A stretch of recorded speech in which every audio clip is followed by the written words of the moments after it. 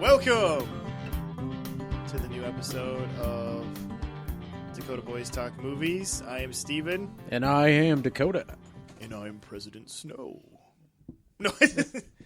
And on this episode, we will be discussing the new and final installment in the Hunger Games. Or is it? Yeah. I would say Hunger Games trilogy, but since they decided to split it, it's a, what does they call it? A quadrilogy? Quadrilogy, yeah. However you say it. It's not a true quadrilogy, though. Anyway, we're doing this episode because of Mockingjay Part 2 being in theaters, and we'll be talking about how we feel about the wrap-up of that franchise, at least for now, as Dakota brought up, since J.K. Rowling can't seem to let Harry Potter die. She's got a bunch of other things going on with that, be it Broadway plays or spin-off movies, but we'll see if maybe this will probably peter off for a while just because of Maze Runner and Allegiant and whatever those things are. Yeah, but those things suck. Yeah, I went There's there. your opinion. Yeah, I went there. But he is true. Anyway, or telling the truth. But first, we want to get in some movie news. I don't know. That's my movie news theme. So anyway. Fresh off the wire from New York. What do you got there, Sam? Seriously, though, what do you have? Do you got anything for the news? Well, I just thought I'd bring this up here. Angelina Jolie and Brad Pitt's movie. It's Angelina Jolie Pitt. Yeah, she calls herself in that movie anyway. I'm not using that. Jolie Pitt. Jolie Pitt. It sounds like a French word for like, get out of my face. Jolie Pitt. Anyway, their movie. Sorry. Wow, I just completely forgot the title of it. By the Sea. Doesn't matter because the movie just sucks. By the Sea bombed and caused a tsunami by the sea of floppiness in its wake because it is the most recent in a string of flops with, as Dakota brought up before we started this, they all have A-list actors in them, or what are considered by the media A-list actors, even if you beg to differ that, even if you don't think they're great actors. They get paid a lot for being in things. You have Burnt, flopped, starring Bradley Cooper. Yeah. Our Brand is Crisis, flopped, starring Sandra Bullock. America's Sweetheart, circa 1999. And Billy Bob Thornton is also in that. And then, of course, By the Sea now with Pritt? Angelina Jolie Pitt. Brad Pitt and Jolie Pitt. In a very kind of low-key crisis marriage movie that they ironically made on their real-life honeymoon. They made a movie about people struggling with marriage. So that had to be interesting. I guess it worked on paper. Yeah, okay. One other noteworthy bomb we should bring up is the Steve Jobs movie that kind of just... Yeah, that kind of... They pulled... Gem in the Holograms bombed also. That one everyone saw coming. These other ones... But I mean, they're movies that, like, you know, at least had a certain amount of attention and were put into a lot of theaters. I think the thing to kind of note here, though, is that a lot of these were... Wait, let me get my pen. I'm noting this. A lot of these movies were speculated to be Oscar contenders. Now they're just kind of... There was some... I don't know if I want to use buzz, but maybe like hum. Especially about the Steve Jobs movie. Yeah, there was some like humming that Steve Jobs could be an Oscar contender. And then an even slighter hum that this By the Sea could maybe be some sort of acting nod to Brad or Angelina. Or Brangelina together. Maybe they would just get a conjoined Oscar. Like a two-headed Oscar. But yeah, there was, and they've all just kind of basically just turned into a big stink bomb is what they've done for mostly just generally sucking. To be completely honest, it's pretty rare to see this kind of happen. They just sucked. This is about the time of the year where all the big Oscar bait movies are coming out, and I think there's a lot of people just kind of standing around scratching their heads like, what went wrong? Now Ron Howard's like, maybe I have a chance with In the Heart of the Sea for being Best Picture. Maybe. I don't know about that, Ronnie. I guess Beasts of No Nation is just taking all the laurels. That's right, Netflix is... taking so much that it leaves no room for any other movie. Yeah, I'm waiting, like, maybe Age of Ultron and Jurassic World will be the Best Picture contenders. Wouldn't that be ironic? And not happen, but... Straight out of Compton. That's what I'm putting my money on. We have a solid animated feature this year, at least for that category. You got Inside Out, which would be pretty shocking, I would think, if that didn't win the Oscar. And it looks like all the early buzz for The Revenant, which people have seen, is all good. Yeah, that's one that probably will end up being an actual contender and not just like these ones. But yeah, and then kind of on a note that you brought up with Angelina Jolie's Universal connection with By the Sea is, why did they let her make this movie? They wanted her to star in Wanted 2 and or The Bride of Frankenstein.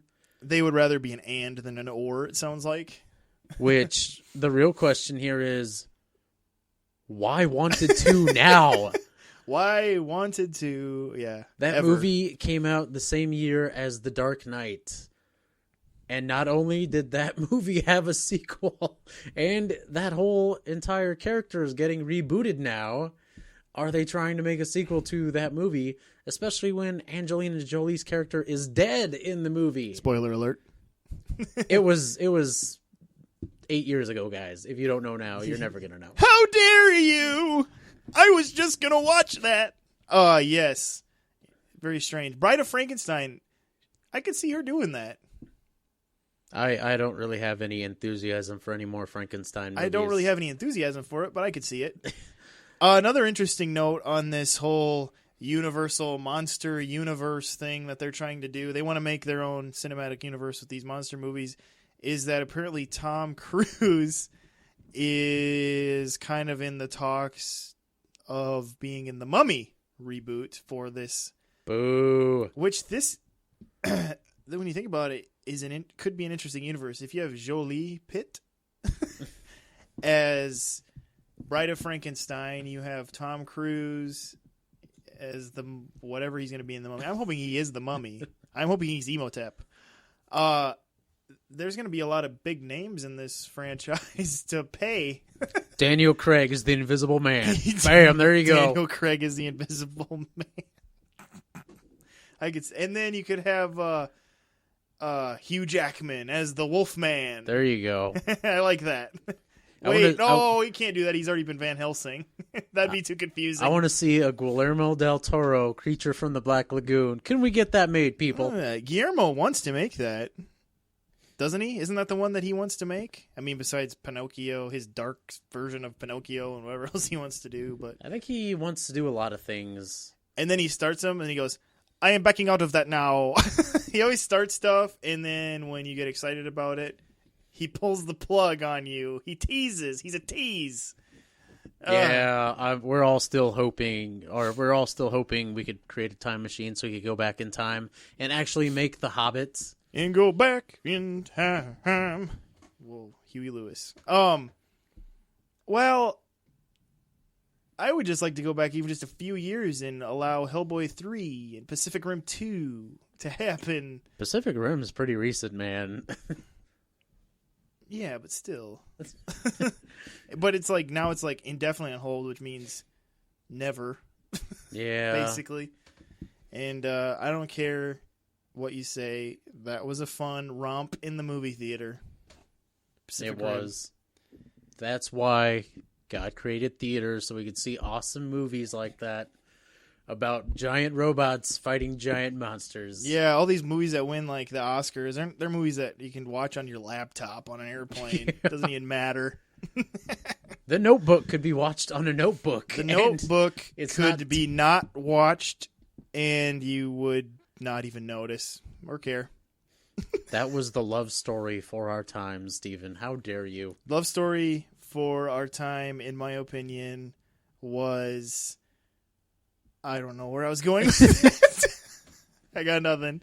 Yeah, so just interesting stuff there with this whole universal cinematic universe type thing. All right, enough of the small talk. Let's get down to the meat of the potato. The meat of the potato? I think you mean meat and potatoes. You know what? That was a quote from one of my favorite Storage Wars actors. Thank you. That's what he says, the meat of the potato? Yeah, he screws up all the little colloquial sayings. Ooh, nice word usage. Colloquial. Look it up, kids.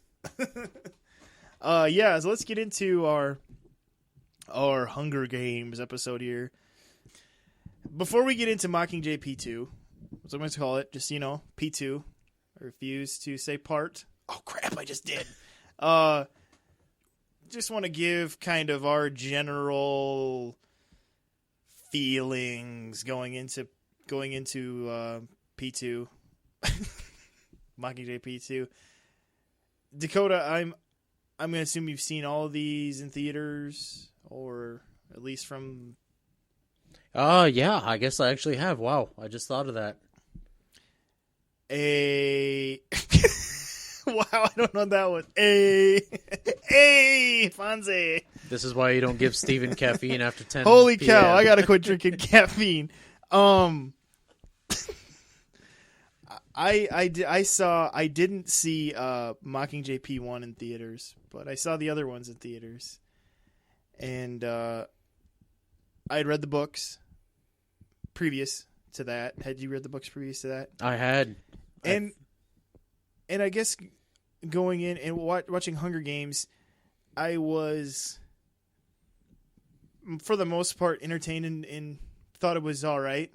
I mean, they did a decent enough job getting the story across. I thought what was hard about translating it is that the books were written in first person, and so you're getting it all from Katniss's thought process of it all, like a first-hand account.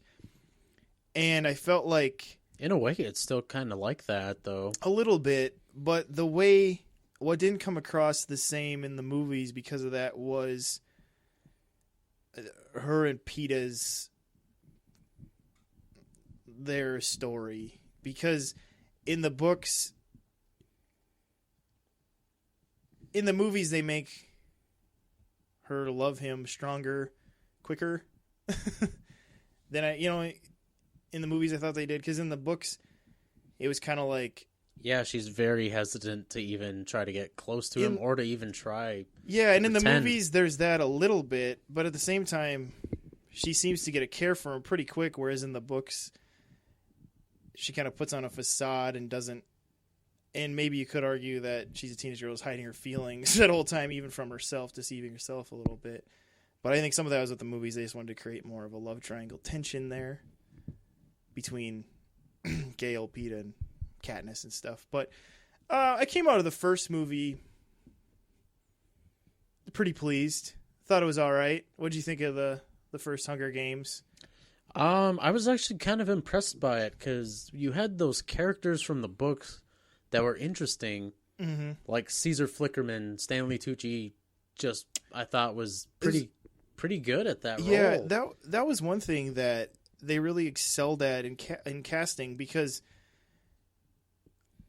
obviously this series really banks on Katniss Everdeen, and Jennifer Lawrence does a really good job at playing her. And some of it is that it's a role that you have to be play a teenage girl, but at the same time have a certain amount of maturity in what her character arc is, and I feel like she does a pretty good job at that. Yeah. And obviously the setup of the movie is that it's a post-apocalyptic world, of course, like every young adult book series these days. Unfortunately, there's no Mad Max running around saving everybody. There's no, and the United States anyway, set up into these districts, and it's called Pan Am, and they hold this Hunger Games every year to remind the citizens who's in charge. Really, is what it boils down to. Why they really do it, but they who goes into these games is it's a lottery of 2 from each district in the teenagers. They pick 2 teenagers, which most of you probably know this stuff because it's was in every trailer. But what happens is, Katniss' sister gets chosen, and Katniss volunteers as tribute in her sister's place. And that's really the takeoff point from this, where she isn't even meant to be in the games, but she does it to protect her sister, who she sees as still, pure and caring girl. And obviously she doesn't want her sister to die, because you probably will in the Hunger Games. I mean, you fight to the death. To the victor goes all the spoils, but by seeing some of the other victors, as you do through the movie, including Woody Harrelson's character, you realize being the victor doesn't seem to be all that great either. Just because you're still in a certain amount of slavery, even when you are the victor.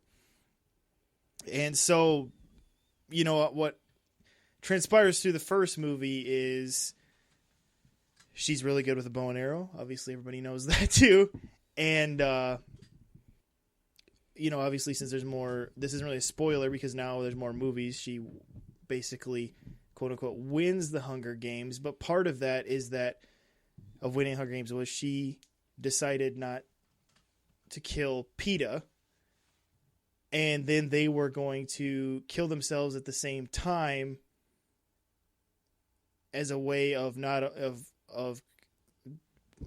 she meant it to just be it was her way of kind of defying the Capitol. Yeah, she was defying the Capitol, but for more personal reasons. But what happened was, because of what she did, she became the national symbol of defiance against the Capitol. And immediately made an enemy of President Snow. Yeah, that's a character who, in the books from the get-go, I think is way more sinister. He doesn't really become sinister in the movies, I don't feel, till maybe the latter part of the second one. He has those... His face just kind of conveys Well, I think that's what they were banking on was, hey, look at Donald Sutherland, he looks like a creep. But, it just feels like he wasn't quite... I just felt he was ickier in the books, I guess, is the way he came across. Yeah, but he's definitely more cold. And what's interesting about these movies is that she ends up becoming the symbol of the rebellion, but the Capitol is obviously trying to stop that from catching fire. Ooh. The name of the second book/movie. And she's really hesitant to become that, just because it's really both sides of this fighting systems and are really trying to use her in a lot of ways. The Capitol wants to use her as the victor of their games. The rebellion wants to use her as the symbol for their rebellion. And she's kind of stuck in the middle with PETA. Oh, that was horrible. Never do that again.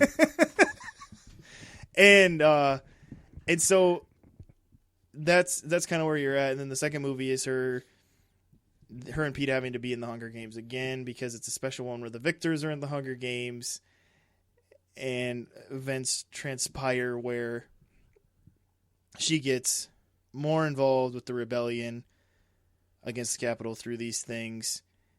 And that's where Mockingjay Part 1 picks up, is that she's with the resistance to the Capitol, and you realize they want to use her as their propaganda tool to surge the movement more through all the districts. And how did you feel about Mockingjay Part 1? That I know when that like I said, that wasn't the one I saw that was one I didn't see in theaters, and a lot of people were like, oh, it was a lot of talking and not very action packed. But when I saw it, I was surprised. I thought Mockingjay Part 1 was really good. Yeah, there's not a lot of action in that movie, and I think a lot of people went to it thinking there was going to be, because each movie kind of gets its bigger. This one kind of took a step back. It was more personal. Mm-hmm. And it almost had to, just because of what the story was. It was her kind of hunkered down with the resistance and Yeah. them finding ways to use her and how they were going to use her. But this was another place where the casting was just, I thought Julianne Moore, she shows up in the Mockingjays as President Coin, the leader of the resistance. I thought she was really well cast. Yeah. And Philip Seymour Hoffman's in Catching Fire a little bit, but obviously his role gets bigger in Mockingjay Part 1. Another just excellent casting choice there. I thought he did a really good job. It's another movie like we brought up in the James Bond, or I did, in James Bond episode, where Jeffrey Wright, I think, feels underused. Yeah. But part of that is just who he was, and then we had the comedic relief in the form of Elizabeth Banks' character, Effie Trinket.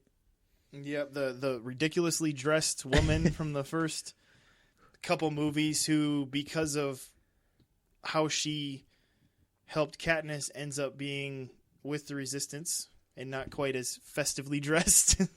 Yeah, she's too pampered to handle life living in a bunker. She's too District 1 to be with D13. But through all this, though, it's Katniss really being used is what it is like, even there's even a certain amount of heartlessness with that's what I found interesting. There's even a certain amount of heartlessness with the rebellion and how they just want to make propaganda videos with her. Yeah. And like, oh, go do this so we can film it and things like that. And not that, obviously their intentions, you could say, are quote unquote good because they want to spur the nation to uprise against the Capitol, but they seem so emotionless and blasé about these things, like, oh, make sure you film her while she's crying, and and it's like things like that, or while she's distraught about that, and it just feels like almost so calculated and cold. That's kind of how most of the people from District 13 come off, it seems like. Yeah, they're very, yeah. Maybe it's due to the fact that they come from somewhere where, I think as it said in the Mockingjay Part 1, where military, they kind of view themselves as a military society. And they've been so out of, District 13 has been thought to be non-existent. Yeah, they pretty much. So they've been in hiding all this time and haven't really seen a lot of the things that the others have, in one sense, because they've just been hunkered down. And so they don't have the same types of emotional passion that these other people have seen some of the atrocities and horrors have. Yeah, they live kind of. They were better taken care of, I guess, where they were. In one sense. They weren't starving, but it's brought up in the movie that apparently disease kind of went through their structure where they live, and that's why you don't see many children. And the President Coin, the reason why she's kind of the way she is, she lost her husband and her child. Yeah, she's really frigid, I guess would be a good word for her. Yeah, she kind of comes into her own light at the end. She gives a very stirring speech, whereas in the beginning she kind of is against making speeches. She's very plain speaking. And that's the thing, like, Julianne Moore plays her so well because you can't quite figure out if that's genuinely who President Coin is, or you can always see a certain amount of calculating going on behind her eyes. Like, is she holding back purposefully? And that's why it's kind of an interesting character, and she plays her well because you can't quite place Coin on the scale of good or bad. Well, not even so much good or bad, but when she's genuine and when she's not genuine, Yeah. And so, yeah, just interesting character. Well, I mean, what is interesting about these young adult novels is that there are a lot of interesting characters, and there is a lot of big ideas to think through in these movies, whereas it's not just so much like a dystopian entertainment where there seems to be a lot of kind of thought-provoking ideas and questions brought up through these things. Steven's not gonna like me for bringing this up, but this is probably the first movie I had seen since V for Vendetta where the main focus of the movie was about trying to get people fired up enough for them to take up arms against the government, which is a pretty scary idea. I mean, in today's world, should the government something go awry, they declare martial law. Obviously, should that not be, as God, what am I trying to say here, Stephen? Well, I don't know. I guess it's kind of one of those things where martial law was a great thing until it wasn't. Yeah, exactly. Because they just decided to hold on to the power and create a new government through that power. It's kind of like a Gladiator, where the reason Richard Harris's Caesar wanted Maximus to be the next leader was that he could trust Maximus to hand over the government to the Senate to make it a republic again.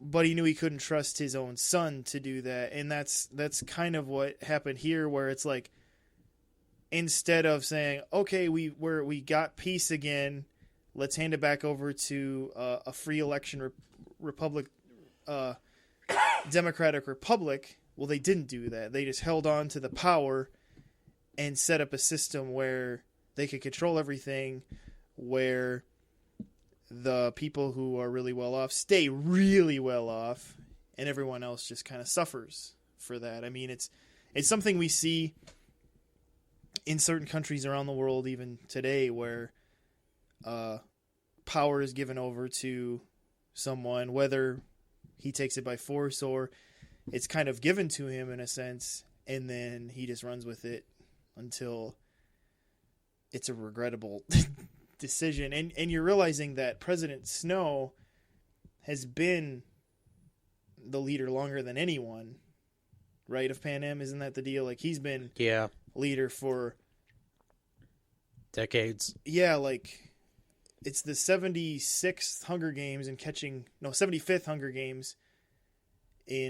fire, and he's been president for quite a few of those years, of that going on. And so which they bring up in the Mockingjay Part 1, he kind of kept control by poisoning his enemies. Yeah. And pretty much just digging up dirt on people and the reason keeping them under his thumb. Yeah, the reason he'd been leader so long is that he made sure it stayed that way, and he was just one of those sleazy guys like that, I guess you could say, for lack of a better word. But I think it's funny you brought up the fact that the movie Gladiator, because pretty much the world that these characters live in is almost it pretty much is almost like ancient Rome, except they have all this technology. Yeah.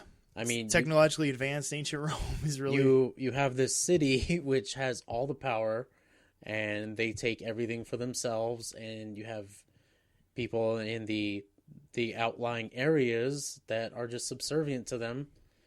Yeah, and the people in the capital live, like, outrageously, like, over the top. And yeah, it is interesting. But yeah, it's like a technologically advanced Rome, ancient Rome. But so really what Mockingjay P2 is obviously the continuation and resolve of Katniss becoming the face of the rebellion and reluctantly falling more and more into that role, and how a lot of the reason that goes on to be and that she is because of her still trying to save / protect PETA, which a lot of people find it annoying. He's like, oh, it's always save Peter. What about PETA? And PETA. I want some pita bread or whatever. And I just realized he's a baker and his name is Pita bread. That's funny. And so, like I said, I was really impressed with. I thought Mockingjay P1 was just a really good, a lot. And I think some of it was I wasn't, just going in kind of knowing it. Some people thought it was like a little too dialogue heavy or unnecessary to have 2 parts. But I didn't feel like it was, when I look at them, I didn't feel like it was necessarily drawn out just for the sake of drawn out. Did you? No, I didn't think so. Feel that? Like, because Deathly Hallows, I felt that a little bit. Like, they really didn't need to be a Deathly Hallows Part 1. There could, it just felt like Part 1 was just a lot of big build-up just for the finale, whereas they could have just had one movie with Deathly Hallows. You make more money with 2, though. Well, exactly. And honestly, I'm sure Lionsgate was thinking the same thing with this. But when I just pull back and feelings aside of how I feel about Part 1 and Part 2 of book movies, this one wasn't the most annoying or pointless of ones I've seen. I didn't see the Twilight. I saw the first Twilight movie, and that was enough. But it just felt like that whole Part 1, Part 2 was But they only get better as they go on. Yeah, it felt like that was unnecessary. Deathly Hallows, I feel like, was unnecessary. But this one, whether it was necessary or not, it worked. Probably because they're 2 different movies, and it's not... And that's the thing. They felt like 2 very different movies. It didn't feel like it was like a jolting stop, and I have to wait till, the next one comes out to see the rest. It felt like it had the flow of its own movie, and you're right. Even though it was Part 1 and Part 2, they felt like different movies in a lot of ways. So, yeah, and I mean, as far as faithfulness to the book, it's just like any movie. I mean, obviously they're going to take liberties or tweak things a little bit, but these ones I felt at least definitely kept the heart of the book within them.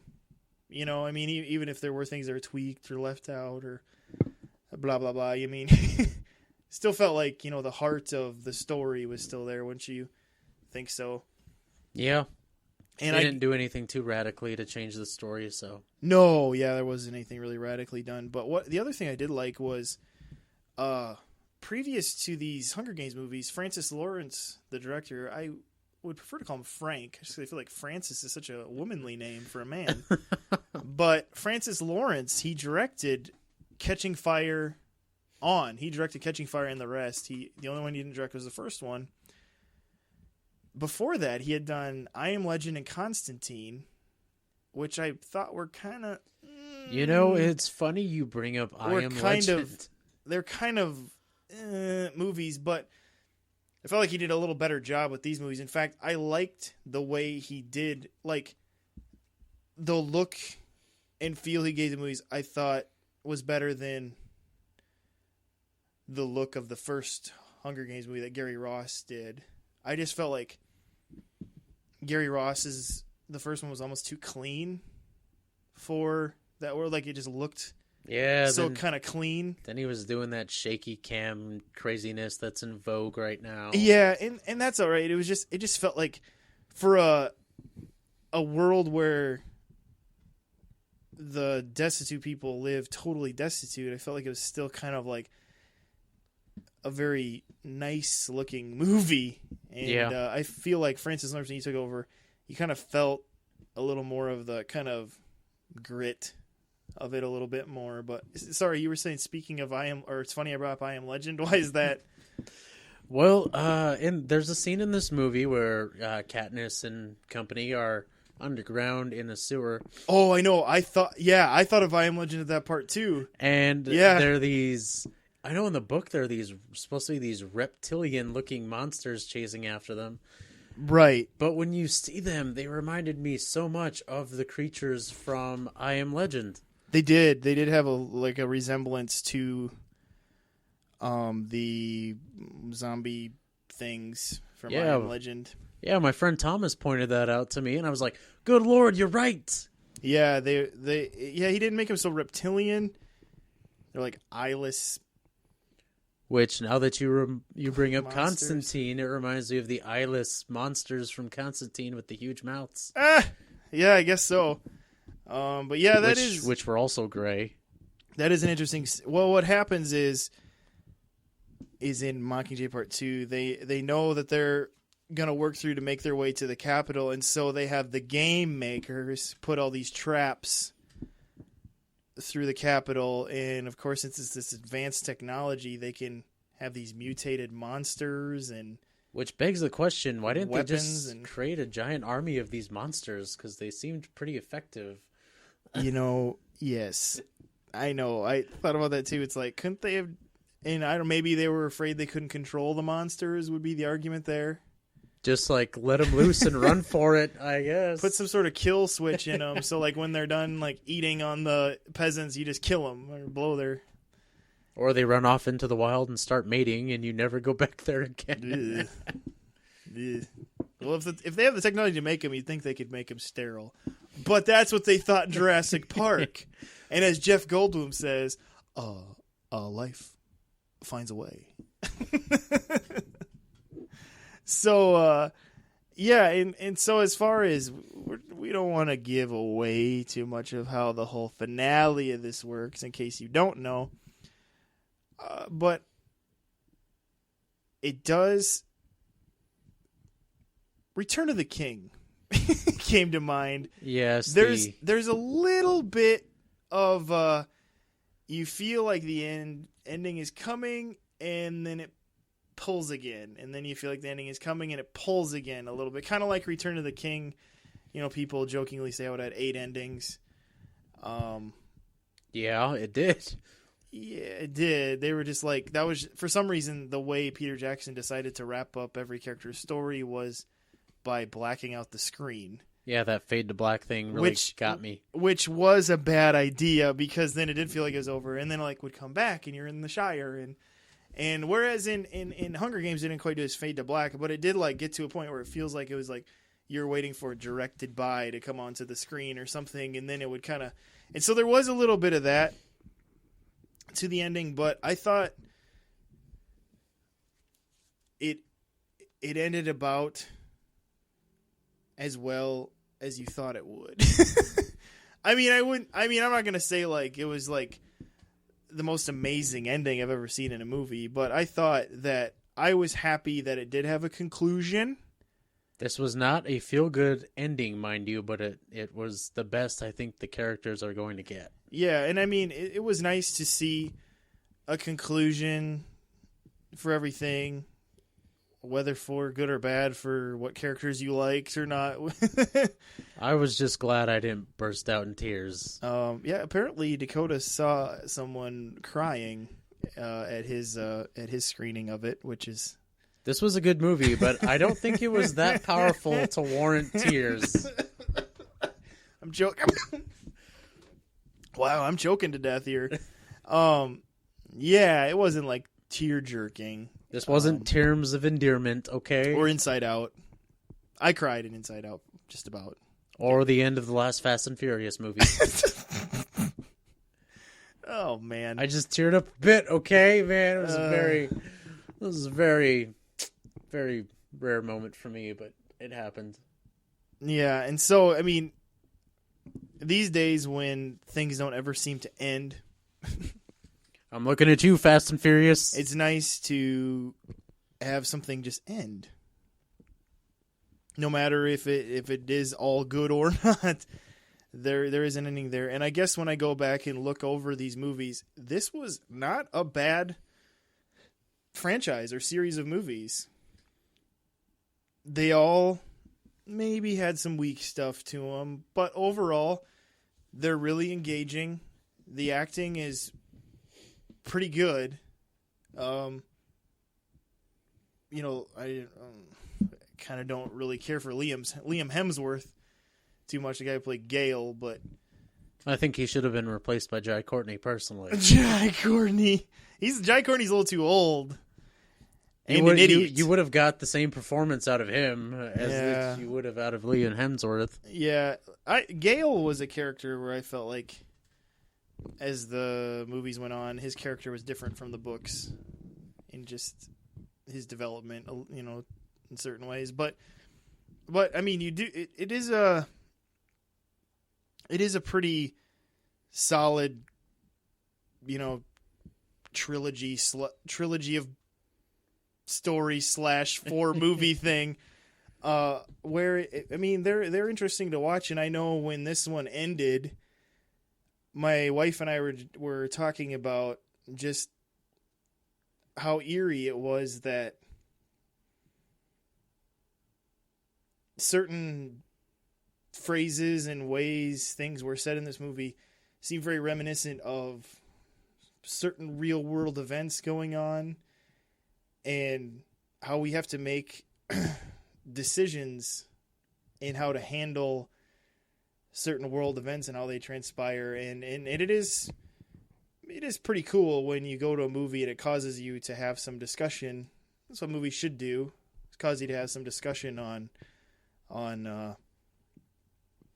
just what, you know, the ideas that they're presenting in the movie. Because every movie you watch, no matter if it's Dumb and Dumber 2 or Citizen Kane, has a message.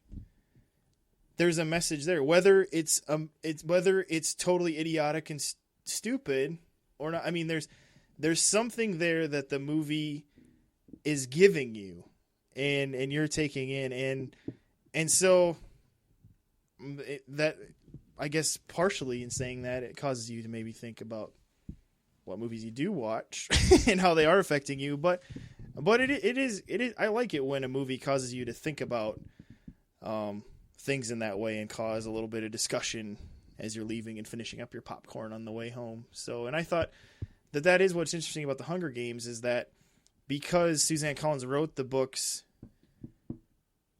because she was provoked about things she was seeing on TV, you know, this mixture of what we decide to glorify in and then this whole reality television type thing, and that she wrote the book series to be a thought-provoking discussion starter, and I thought the movies did the same thing. So I guess to bring it back and get a little deep here, maybe, but I guess as far as Mockingjay AP2, I was impressed by just how good it was, because usually things based off of young adult novels, as we've seen in the past few years, just aren't that great.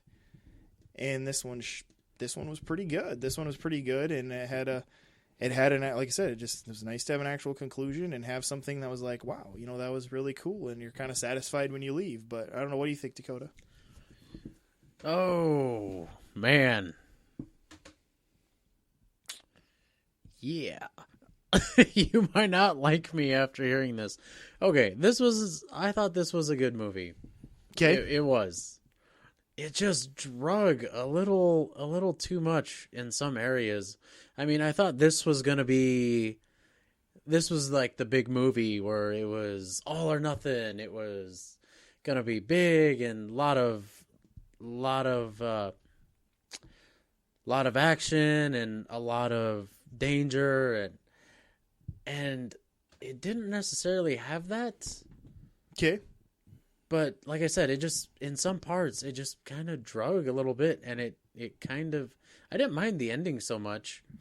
I really didn't. I mean, it stayed close to the book fairly well. Mm-hmm. Yeah, I didn't mind it so much as, I mean, it isn't, you know, your spirits aren't necessarily lifted. But yeah, I mean, it is what it is, so it means good. But there's just some parts that kind of bothered me, but overall, I thought it was a good movie. I'm gonna recommend that people go see this in the theaters, because it's just one of those movies that if you're gonna see it, you might as well see it on the big screen. Yeah, and I mean I would say the same thing. I mean, if you don't see it on the big screen, it's not like, oh, you missed. Some people get really like, if you don't see it on the big screen, you don't see it at all with certain movies. This is a movie where it still has an interesting story to it, but it wasn't. I mean, it isn't a bad experience. Yeah, if you get a chance to see it on the big screen, you're interested, and you might as well if you want to, and it's something you want to see, go for it. But I mean, obviously, it's one where you're gonna need to have seen the other ones for it to make sense. That's true. Obviously, but you would know that at this point because obviously, when you go into a part 2, you're obviously supposed to have probably seen part 1. But this is one where part 1 wouldn't have made sense if you hadn't seen Catching Fire or even the Hunger Games, the very first one. And I'm still waiting for somebody. It'll probably be a few years down the road to just weave all these movies together. Yeah, just have one giant movie. Yeah. They did that with The Godfathers, and it was actually kind of cool. That'd be a long movie. It was. Oh, good lord. But yeah, so I guess overall, Dakota and I give it a pretty strong recommendation. And Dakota, you give it I'm giving it a thumbs up. A thumbs up, which is good. Yeah. So we both give it. I figured I'd stick with the style of being Roman, which this movie kind of had. So there you go. The Dakota Boys Talk movies give it 2 thumbs up. That's going to be our new thing because nobody's ever done that before. And so, yeah, so check it out. But like I said, obviously you need to have seen the other ones. Might as well take a friend, even if they haven't seen the other one, just to annoy them. Might as well take a friend. Even though I've gone to movies by myself, and I kind of like that too. Sometimes that's kind of nice. Like you just like, because then you're like, you're not worried about when I need to put my arm around someone or things like that. You're just zoned into the movie.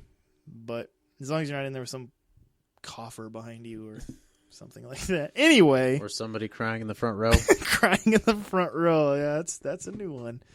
So, with that, we'll kind of reel this show in.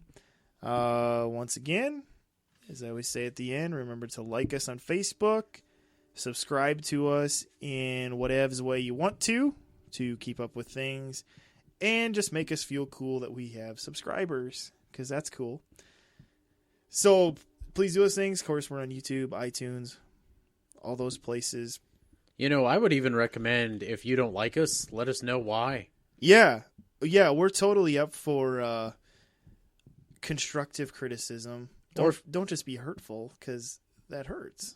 But yeah, we're always up for constructive criticism. What you think we're good at and would like to see more of, what you think we're bad at and you think we could improve on, all that type of jazz. So questions, comments, concerns, fan theories, and we want to hear it all. And also, Dakota and I have been talking to a while back about how when we get into the beginning of the year, it's usually a slow time in the movie theaters for anything great to talk about.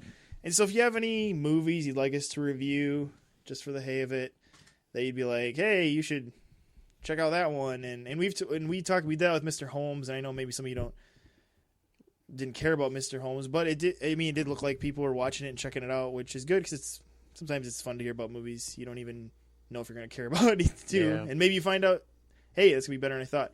But if you have any movies you'd like us to review, throw those at us. I'm going to dare you guys to dare us to review all the Mad Max movies. That's what I'm going to do. Oh!